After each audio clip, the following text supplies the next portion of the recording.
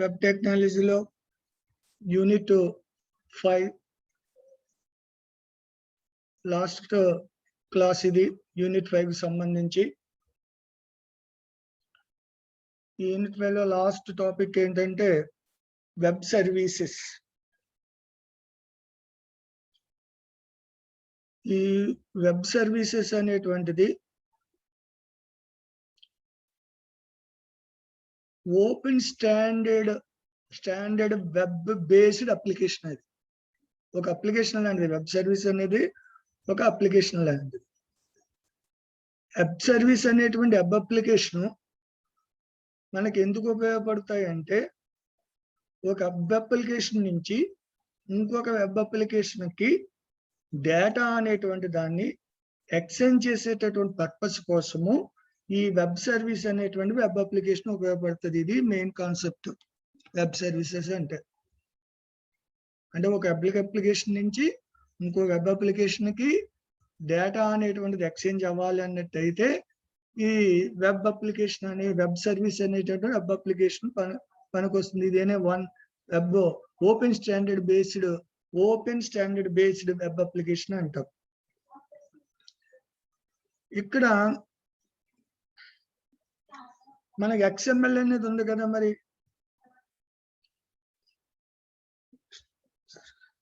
ఇప్పుడు ఈ web services ద్వారా మన వెబ్ అప్లికేషన్స్ మధ్య ఏ కమ్యూనికేషన్ అయితే జరుగుతుందో ఆ జరిగేటటువంటి కమ్యూనికేషన్ ని ఎన్కోడ్ చేయటానికి వెబ్ అప్లికేషన్ మధ్య డేటా ట్రాన్స్ఫర్ కోసం లేదా డేటా ఎక్స్చేంజ్ కోసం జరిగేటటువంటి కమ్యూనికేషన్ ఏదవుతుందో ఆ కమ్యూనికేషన్ అనేటువంటిది ఎన్కోడ్ చేయటానికి, ఆ కమ్యూనికేషన్ మెసేజ్ ఎన్కోడ్ చేయటానికి నిజానికి ఇక్కడ XML అనేది ఉపయోగించడం జరుగుతుంది. ఈ వెబ్ సర్వీస్ ద్వారా వెబ్ అప్లికేషన్స్ మధ్య జరిగే కమ్యూనికేషన్ ఎన్కోడ్ చేయటానికి మనం XML ని ఉపయోగిస్తాం. ఇక్కడ ఫర్ ఎగ్జాంపుల్ క్లయింట్ ఉన్నాడు. క్లయింట్ ఒక వెబ్ సర్వీస్ ని ఇన్వోక్ చేశాడు. ఒక వెబ్ సర్వీస్ ని ఇన్వోక్ చేసినప్పుడు ఒక క్లయింట్ ఆ వెబ్ సర్వీస్ ని ఇన్వోక్ చేయటం కోసం ఒక XML మెసేజ్ అనేటువంటి దాన్ని సెండ్ చేశాడు. దేనికి? వెబ్ సర్వీసెస్ కి. And then waits for XML response. అది XML మెసేజ్ ని సెండ్ చేసిన తర్వాత వెబ్ సర్వీసెస్ కి XML యొక్క రెస్పాన్స్ కోసం మెసేజ్ సెండ్ చేసిన తర్వాత ఏమొస్తుంది రెస్పాన్స్ అనే దాని గురించి, ఆ రెస్పాన్స్ కోసము XML అనేది వెయిట్ చేయటం జరుగుతుంది.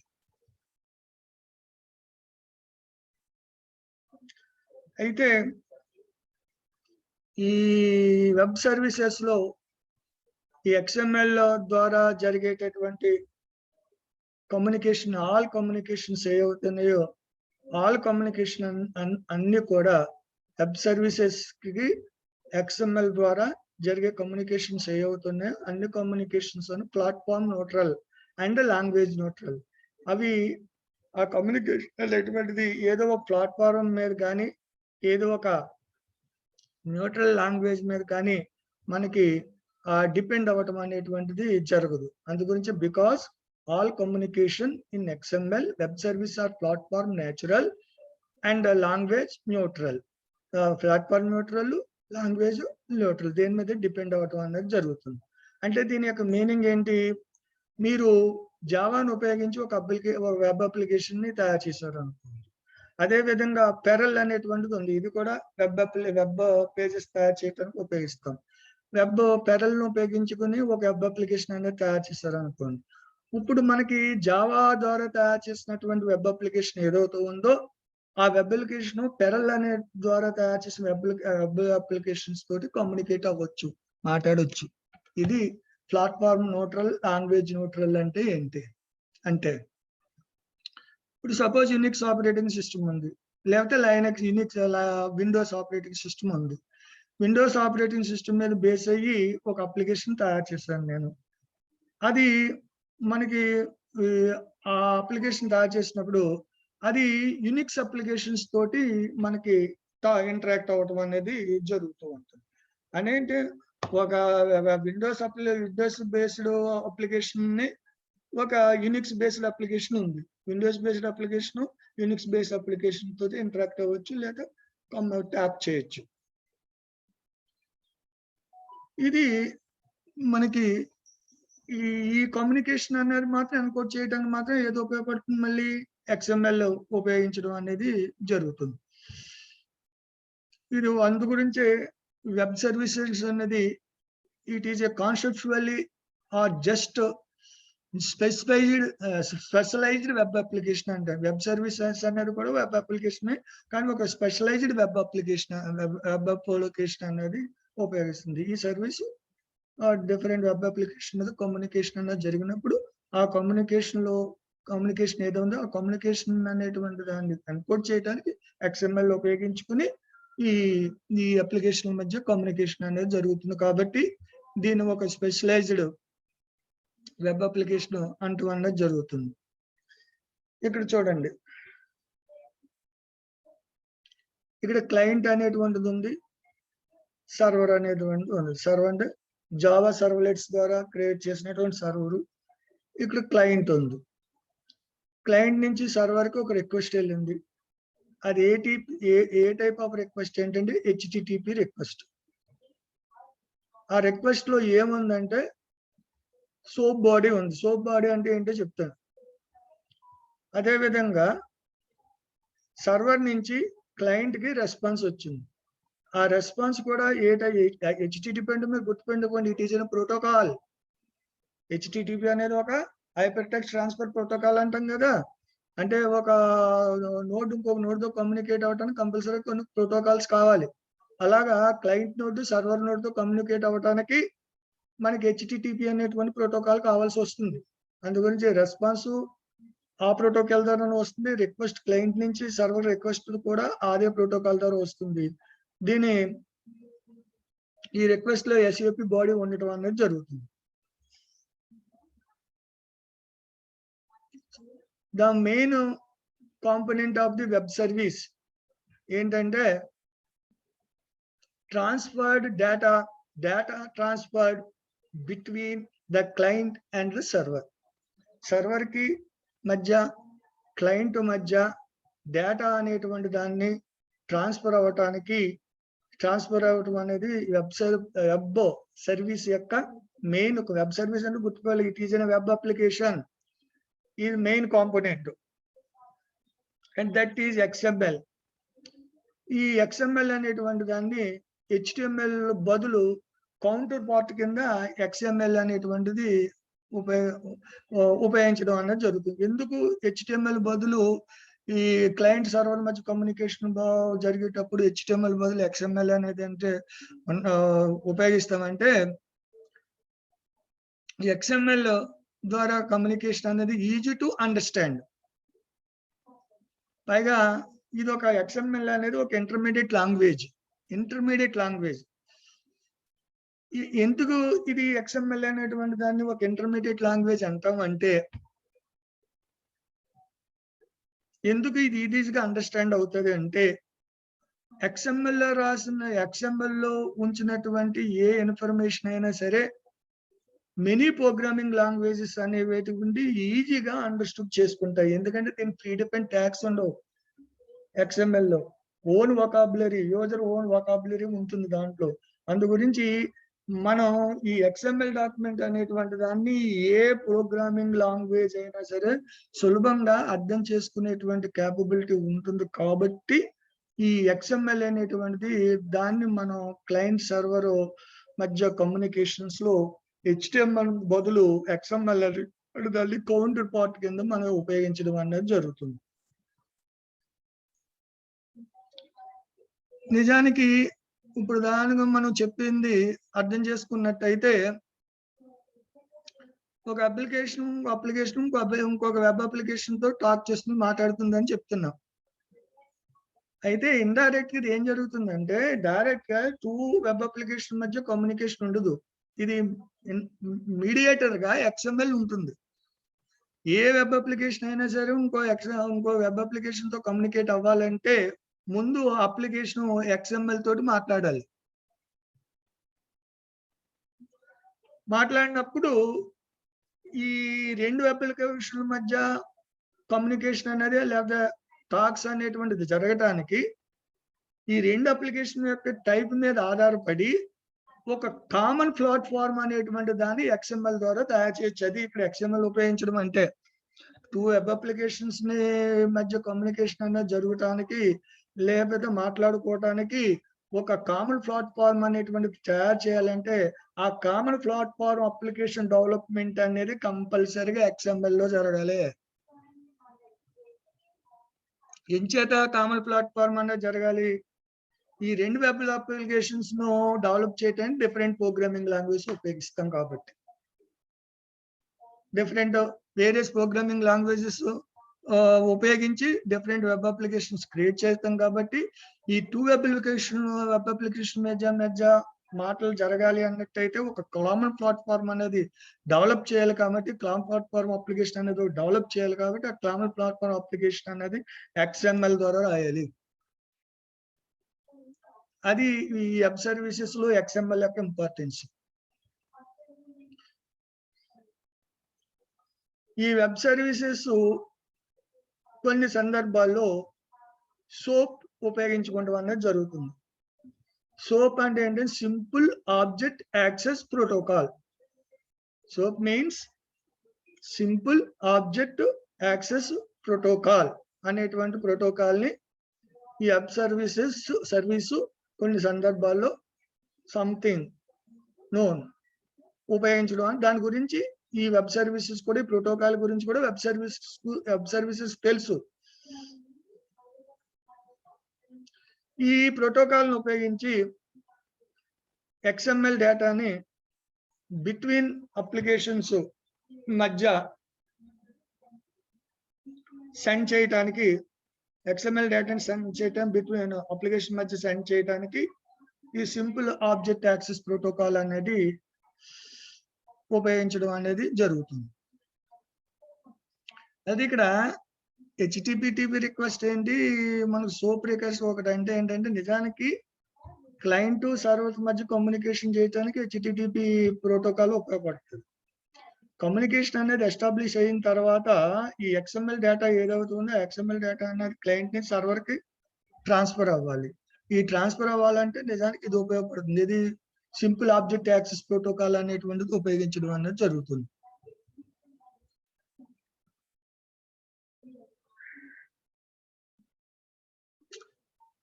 ఈ డేటా అనేటువంటిది నార్మల్ HTTP ప్రోటోకాల్ ద్వారా మనం పంపించవలసినప్పుడు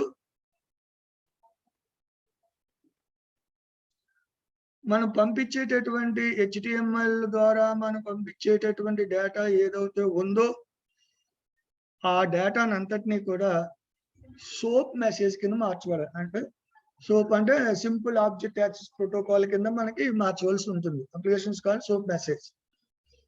దాన్ని సింపుల్ గా ఏమంటామంటే సోప్ మెసేజ్ అంటాం. అంటే ఒక రకంగా చెప్పాలంటే మనం పంపించేటటువంటి డేటా XML డేటా ఏదవుతుందో ఆ XML డేటాని ఈ సోప్ అనేటువంటి ప్రోటోకాల్ అర్థం చేసుకునే విధంగా ఈ XML డేటా అనేటువంటిది ఉండాలి. Soap message is nothing but అని XML డాక్యుమెంట్. ఈ సోప్ మెసేజ్ అనేది ఒక XML డాక్యుమెంట్ లాంటిదే. బట్ నథింగ్ బట్ అటువంటి. Since the document is written in XML, the client application calling the web service can be written in any programming language. దీన్ని మనం XML ద్వారా మనం రాసినట్టయితే ఈ మెసేజ్ని XML ద్వారా మెసేజ్ నట్టయితే క్లయింట్ అప్లికేషన్ వెబ్ సర్వీస్ ని కాల్ చేసినప్పుడు ఈ 2 డిఫరెంట్ అప్లికేషన్స్ అనేటువంటిది ఎనీ ప్రోగ్రామింగ్ లో రాసిన మనకి ఏ రకమైనటువంటి ప్రాబ్లము ఉండటం అనేది జరగదు. నెక్స్ట్ పైన చెప్పిన విషయాలన్నీ కూడా వెబ్ సర్వీస్ గురించి ఒక సమ్మరైజ్ పాయింట్స్ కింద చూసినట్టయితే ఇక్కడ ఈ వెబ్ సర్వీస్ అన్నది is valid over the internet or private network. ఇది ఇంటర్నెట్ లో అయినా సరే వెబ్ సర్వీసెస్ అనేవి ఉపయోగపడతాయి. ప్రైవేట్ నెట్వర్క్ లో అయినా సరే, అంటే ప్రైవేట్ నెట్వర్క్ అంటే ఇంట్రానెట్ మీన్స్ ఏదైనా ఒక ఆర్గనైజేషన్ సంబంధించిన నెట్వర్క్ ని మనం ఇంట్రానెట్ అంటాం. ఇది ఈ వెబ్ సర్వీసెస్ అనేవి ఇంటర్నెట్ లోనే ఉంటది. సర్వీస్ అనేది ప్రైవేట్ నెట్వర్క్ లో అయినా సరే ఉండడం అనేది జరుగుతుంది. ఇక్కడ ఈ వెబ్ సర్వీస్ ద్వారా 2 అప్లికేషన్స్ మధ్య మెసేజ్ అనేటువంటిది పంపించినప్పుడు ఆ మెసేజ్ అనేటువంటిది కంపల్సరిగా XML మెసేజ్ కింద ఉండాలి. అంటే XML ఉపయోగించి ఆ మెసేజ్ అనేటువంటిది తయారు చేయాలి. ఆ మెసేజ్ ఏ ప్రోగ్రామింగ్ లాంగ్వేజ్ మీద కానీ, ఏ ఆపరేటింగ్ సిస్టమ్ మీద కానీ డిపెండ్ అవటం అనేది జరగదు. అదేవిధంగా XML లో self describing common XML grammar. ఇదంతా కూడా XML లో సెల్ఫ్ డిస్క్రైబింగ్ ఎలిమెంట్స్ కాబట్టి కామన్ XML గ్రామర్ ఏదవుతుందో ఆ కామన్ XML గ్రామర్ ని ఉపయోగించుకొని ఈ సెల్ఫ్ డిస్క్రైబింగ్ ఎలిమెంట్స్ అనేటువంటి దాన్ని XML లో క్రియేట్ చేస్తాం.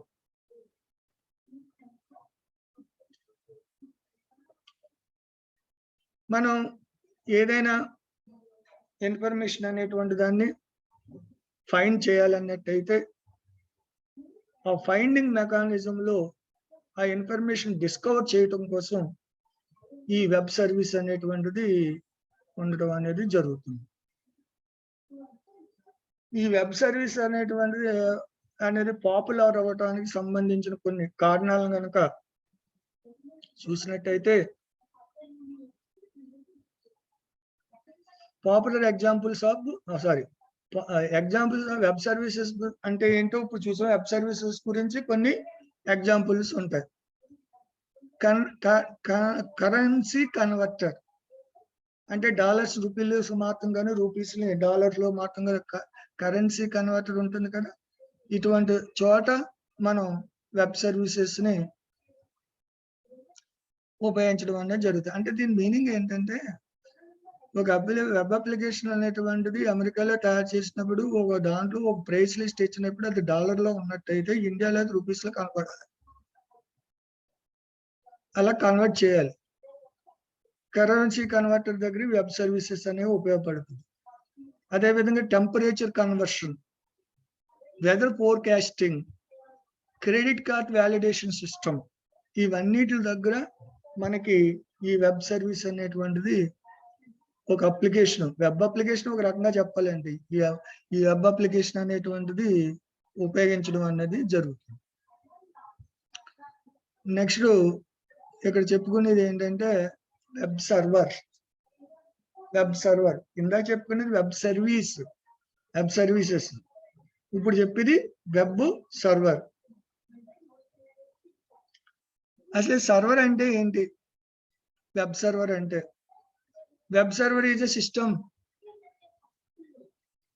ఈ వెబ్ సర్వర్ అనేటువంటి సిస్టమ్ ఏం చేస్తుందంటే ఈ వెబ్ సర్వర్ అనే సిస్టమ్ దగ్గరకు వచ్చినటువంటి రిక్వెస్ట్లు ఏ అవుతూ ఉన్నాయో ఆ రిక్వెస్ట్లు అనేటువంటి వాటిని ప్రాసెస్ చేసి దానికి ఆ రిక్వెస్ట్ సంబంధించినటువంటి కరస్పాండింగ్ రిప్లై మెసేజ్ అనేటువంటి పంపించేటటువంటి ఒక సిస్టమ్ ఏదవుతూ ఉందో ఆ సిస్టమ్ ని మనం ఏమంటామంటే వెబ్ సర్వర్ అన్నటువంటి జరుగుతుంది.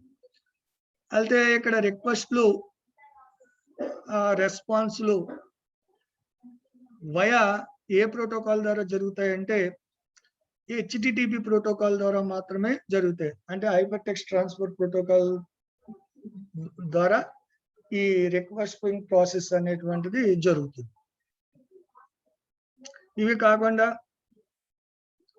మనకి ఇంకా ఉన్నటువంటి బేసిక్ నెట్వర్కింగ్ ప్రోటోకాల్స్ ఏ అవుతూ ఉన్నాయో ఆ బేసిక్ నెట్వర్కింగ్ ప్రోటోకాల్స్ ను కూడా ఈ వెబ్ సర్వర్స్ అనేటువంటి అవి ఉపయోగించుకుంటుంది. HTTP ప్రోటోకాల్నే కాకుండా రిమైనింగ్ నెట్వర్క్ ప్రోటోకాల్స్ ఏ అవుతున్నాయో ఆ నెట్వర్క్ ప్రోటోకాల్స్ కూడా వెబ్ సర్వర్స్ ఈ రిక్వెస్ట్ ని తీసుకుని వాటిని ప్రాసెస్ చేయడానికి ఉపయోగించడం అనేది జరుగుతుంది. ఇలా ఉండటం కోసం వరల్డ్ వైజ్ వెబ్ లో ఉన్నటువంటి డిస్ట్రిబ్యూటెడ్ ఇన్ఫర్మేషన్ ఏదైతే ఉందో డిస్ట్రిబ్యూటెడ్ ఇన్ఫర్మేషన్ ని ఈ వెబ్ సర్వర్స్ అనేటువంటివి ఉపయోగించుకుంటాం అన్నది జరుగుతుంది. ఇక్కడ the term can refer to the entire system or specially to the software that they accept and supervise HTTP request every web server that is connected. మీరు ఇక్కడ ఒక విషయాన్ని గుర్తుపెట్టుకోవాలి. To the internet give the unique address made up of a series of numbers between 0 and 25 separated by period. Web server అంటే ప్రత్యేకంగా ఏమి ఉండదు distributed system లో. ఒక సర్వర్ సాఫ్ట్వేర్ ఉంటుంది. ఆ సర్వర్ సాఫ్ట్వేర్ ఇన్స్టాల్ అయినటువంటి కంప్యూటర్ ఏదైతే ఉందో ఆ సర్వర్ సాఫ్ట్వేర్ ఇన్స్టాల్ అయినటువంటి కంప్యూటరే సర్వర్ కింద పనిచేయడం అనేది జరుగుతుంది. ఆ కంప్యూటర్ కంపల్సరీగా ఇంటర్నెట్ అనే దానికి కనెక్ట్ చేయబడి ఉండాలి. పైగా దానికి ఒక యూనిక్ అడ్రస్ అనేది ఉండాలి, ఒక సీరియల్ నెంబర్ ఉండాలి. ఆ సీరియల్ నెంబరు వేటి మధ్య ఉండాలంటే 0 and 25 మధ్య ఉండాలి, సెపరేటెడ్ బై పీరియడ్స్. ఇప్పుడు for example 68.178.157.132 it is a serial number is one of the address of the computer in the internet, or 68.122.35.127 ఇదో సీరియల్ నెంబర్. ఇది అనదర్ కంప్యూటర్ యొక్క ఇంటర్నెట్ లో ఉన్న అనదర్ కంప్యూటర్ యొక్క అడ్రస్. అందు గురించి ఇంటర్నెట్ లో ఉండేటువంటి ప్రతి కంప్యూటర్ కు ఒక యూనిక్ అడ్రస్ ఉండి దాంట్లో మనకి సర్వర్ సాఫ్ట్వేర్ ఇన్స్టాల్ చేయబడి ఉండి HTTP ప్రోటోకాల్ రిక్వెస్ట్ ను ప్రాసెస్ చేయగలిగేటటువంటి క్యాపబిలిటీ ఉన్న a node or a computer is a server. ఇక్కడ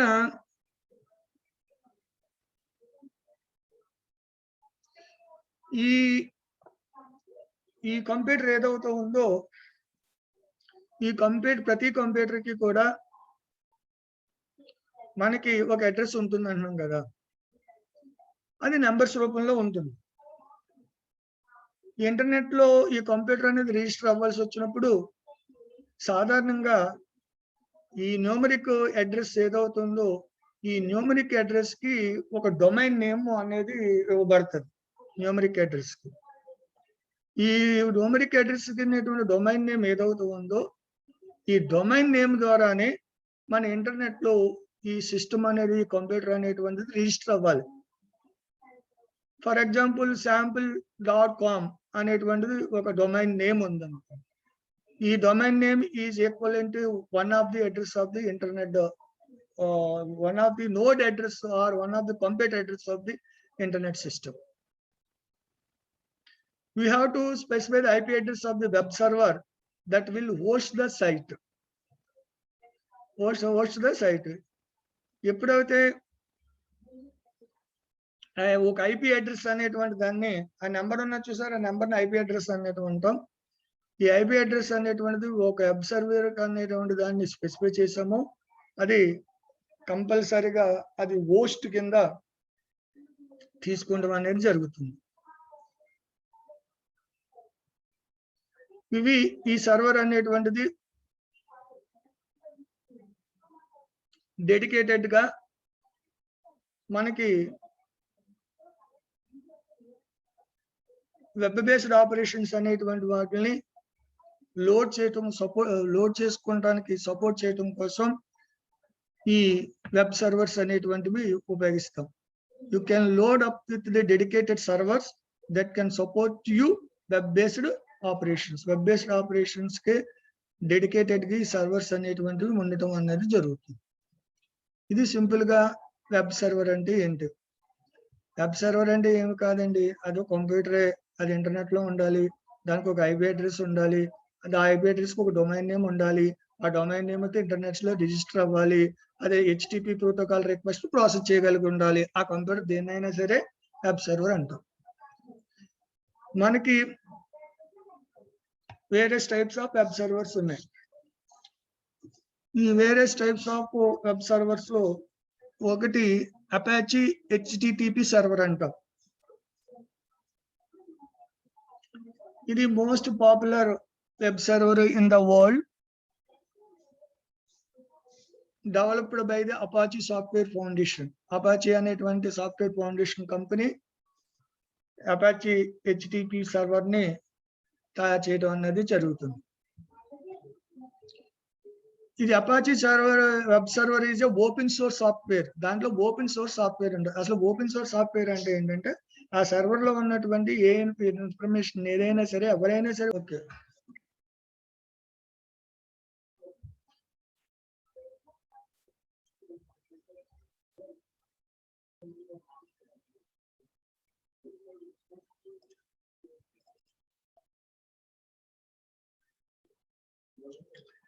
ఇక్కడ కొంచెంసేపు నెట్ ఆగింది, ఇప్పుడు కంటిన్యూ చేస్తున్నాం.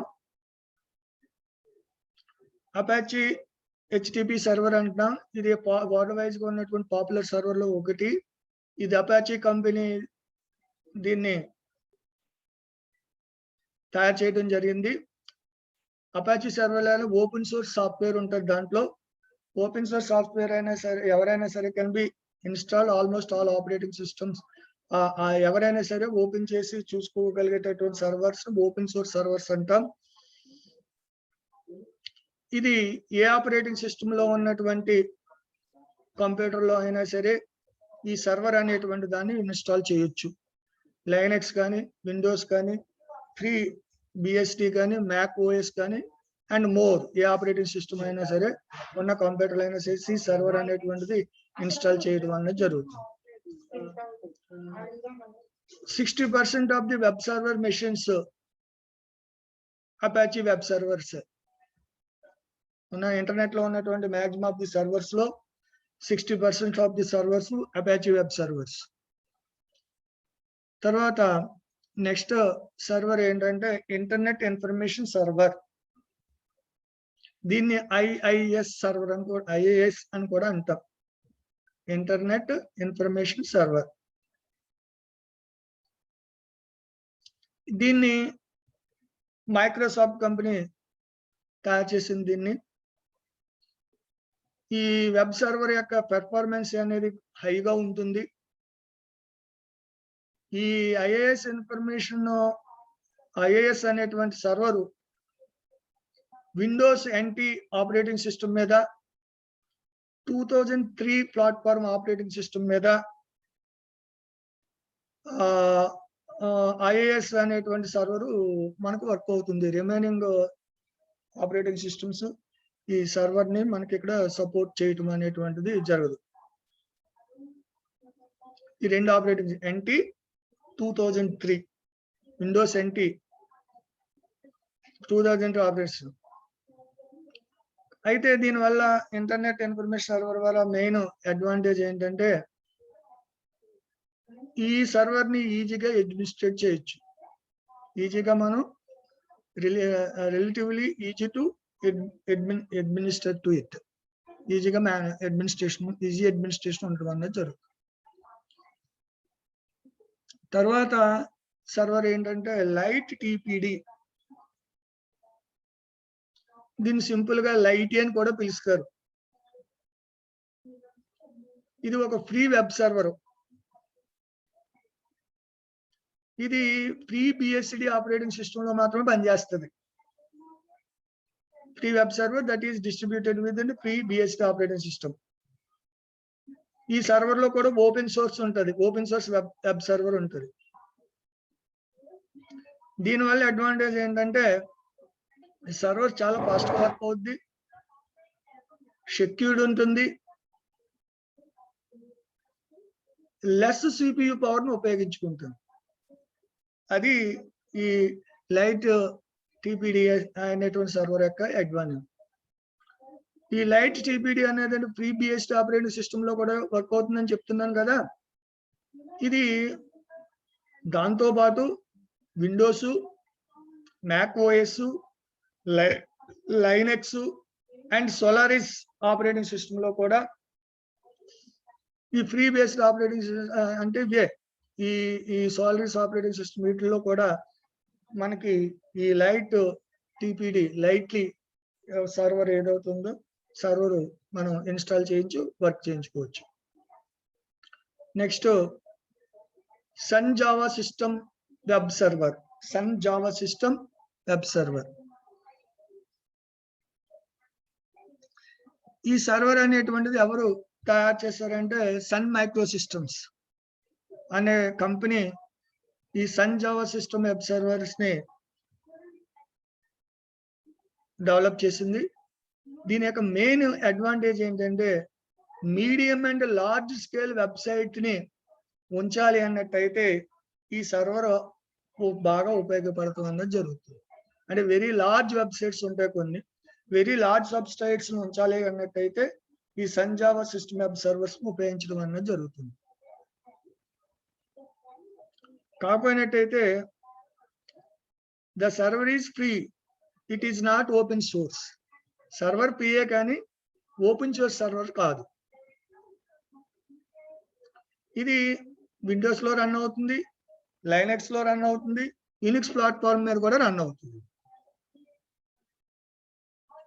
అదేవిధంగా ఈ Sun Java system web server ఏదవుతూ ఉందో ఈ సన్ జావా సిస్టమ్ యొక్క web server different various languages కూడా సపోర్ట్ చేస్తుంది. Languages, scripts and technologies. Different technologies, different scripting languages, different programming languages, different technologies ని ఇది సపోర్ట్ చేయడం అదే టెక్నాలజీస్ అనేది సపోర్ట్ చేయడం అనేది జరుగుతుంది వెబ్సైట్. అంటే దేంట్లో వెబ్ పేజీని డిజైన్ చేసినా ఇట్ ఈస్ యాక్సెప్టెడ్ ఇది. అదేవిధంగా JSP, Java servlet, PhD, pearl, Python, run by, on rails, ASP, cloud fusion, ETC ఇవన్నీ కూడా మనం ఒక వెబ్ పేజీని ఆ వెబ్సైట్స్ ని డిజైన్ చేయడానికి ఉపయోగపడేటువంటి టెక్నాలజీస్. వీటిలో ఏ టెక్నాలజీని ఉపయోగించి మీరు తయారు చేసినా లేదా కాంబినేషన్ ఆఫ్ టెక్నాలజీని ఉపయోగించి మీరు వెబ్ పేజీని తయారు చేసిన కంపల్సరిగా ఈ సర్వర్ లో ఉంచడానికి కుదురుతూ ఉంటుంది. ఇలా సాధారణ మెయిన్ ఇది లార్జ్ వెబ్సైట్లు ఉంచడానికి ఉపయోగిస్తారు ఎక్కువగా. ఇది జిగ్స్వా సర్వర్, దీన్ని W3C సర్వర్ అని కూడా అంటారు. W3 అనేది world wide web consortium server అని కూడా. Jigsaw server it is open source, పైగా ఫ్రీ. అది వేరియస్ ప్లాట్ఫామ్ మీద రన్ అవుతుంది. వేరియస్ ప్లాట్ఫామ్స్ అంటే like Linux, Unix, Windows, macOS and FreeBSD ఈసీ. సాధారణ ఈ జిస్వా అనేటువంటి సర్వర్ ని జావా ప్రోగ్రామ్ లాంగ్వేజ్ ని ఉపయోగించి డెవలప్ చేశారు. ఈ జిస్వా అనే సర్వర్ సాధారణంగా CGI స్క్రిప్ట్స్ రన్ చేయడానికి ఉపయోగపడుతుంది. CGI స్క్రిప్ట్ కానీ లేదా పిహెచ్పిని ఉపయోగించి మనం ప్రోగ్రామ్ రాసినా కానీ మనం ఈ 2 types ఆఫ్ టెక్నాలజీస్ ద్వారా ఒక వెబ్ అప్లికేషన్స్ కనుక తయారు చేసినట్టయితే దాన్ని ఉంచడానికి ఈ జిస్వా సర్వర్ అనేటువంటిది ఎక్కువగా జిగ్సా సర్వర్ అనేటువంటిది ఉపయోగించడం అనేది జరుగుతుంది. ఇది ఇక్కడతోటి మీకు యూనిట్ 5 అనేటువంటిది కంప్లీట్ అయింది. మీకు స్టూడెంట్స్ అందరికి ఒక రిక్వెస్ట్ అనుకోండి, లేక ఒక వార్నింగ్ అనుకోండి. మేము ఆన్లైన్ క్లాసులు వింటున్నామా, ఆయన ఇంటే ఏంటి పోతే ఏంటి, అసలు మనం విన్నామా లేదా ఆడికి ఎలా తెలుస్తుంది అన్న దాని గురించి మీకు ఒక క్లారిటీ ఇస్తున్నాను. మేము మీకు అప్లోడ్ చేసినటువంటి ప్రతి వీడియోని మీరు కంపల్సరీ ఓపెన్ చేసి వినాలి. మేము వినకపోతే మీకు ఎలా తెలుస్తుంది అన్నారు అనుకోండి, మీకు వ్యూస్ చూస్తాం. ఆ వీడియోని ఎంతమంది ఓపెన్ చేసి విన్నారు అనేది వ్యూని చూస్తాం. ఆ వ్యూస్ని బట్టే మీ క్లాస్ యొక్క పెర్ఫార్మెన్స్, మీ క్లాస్లో ఉన్న ప్రతి స్టూడెంట్ యొక్క పెర్ఫార్మెన్స్ ని మేము ఐడెంటిఫై చేయడం అనేది జరుగుతుంది. ఎందుకంటే ఇప్పుడు ఆన్లైన్ క్లాసు ఇక్కడ కూర్చోబెట్టి చదివితే కుదరదు, మీకు పరీక్షలు పెట్టి అసైన్మెంట్ రాయంత కుదరదు.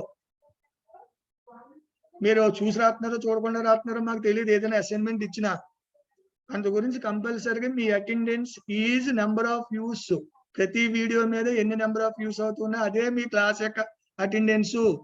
దాని మీదే బేస్ అయ్యి అవుతుంది మొత్తం మీ జీవితం అంతా. అందు గురించి కంపల్సరిగా మీరు ప్రతి ఒక్కరూ అప్లోడ్ చేసిన ప్రతి వీడియోని మీరు చూడవలసిందే.